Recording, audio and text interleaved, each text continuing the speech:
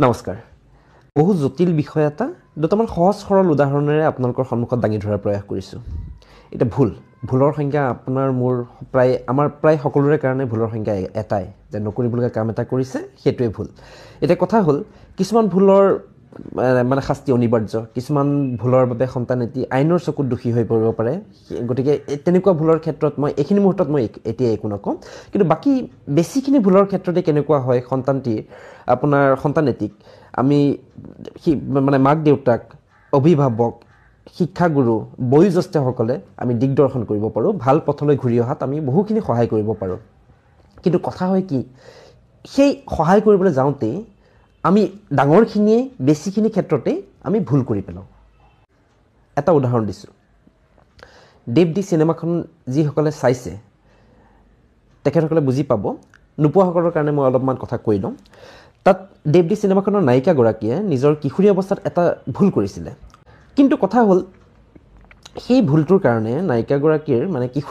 কিশোৰীজনীৰ দেউতাকজনে হৃদয়ত এনেকুৱাকৈ আঘাত ল'লে তেখেতৰ আত্মসন্মানত ইমানকৈ মানে লগাই ল'লে যে তেখেতে সেই ছোৱালীজনীক ভাল পথলৈ উভতি আহিবলৈ সহায় কৰাৰ পৰিৱৰ্তে মানসিকভাৱে হীনমন্যতাত ভুগি লজ্জানত হৈ এটা সময়ত তেখেতে নিজক নিঃশেষ কৰি পেলালে এটা সময়ত সেই কিশোৰীগৰাকী বেয়া পথ বাছি ল'বলৈ বাধ্য হ'ল কিশোৰীক মানে সেই ডাঙৰ হোৱাৰ পিছত নায়িকাগৰাকীয়ে কোৱা এটা সংলাপ এটা আছে যে মই ভুল কৰিছিলোঁ হয় কিন্তু সেই মই ভুল কৰাৰ পিছত দেউতাই নিজেই ভুল নকৰি যদি মোক এবাৰ আঁকোৱালি ধৰি ক'লেহেঁতেন মাজনী একো নাই ভুল কৰিছা একো নাই শুদ্ধ পথলৈ আগুৱাই যোৱা শুদ্ধ কাম কৰা আগুৱাই যোৱা তেতিয়াহ'লে মই এনে পথ ল'ব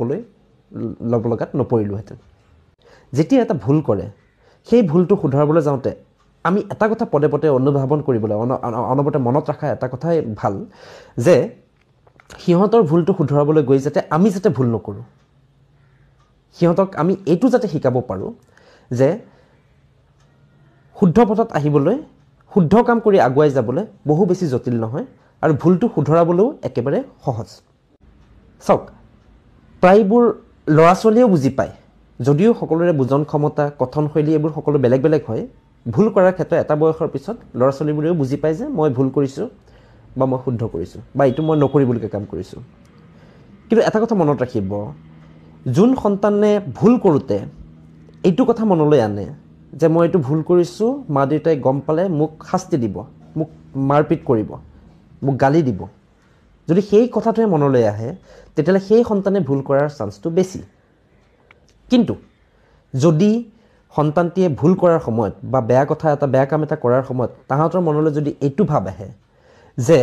মই এইটো ভুল কৰিছোঁ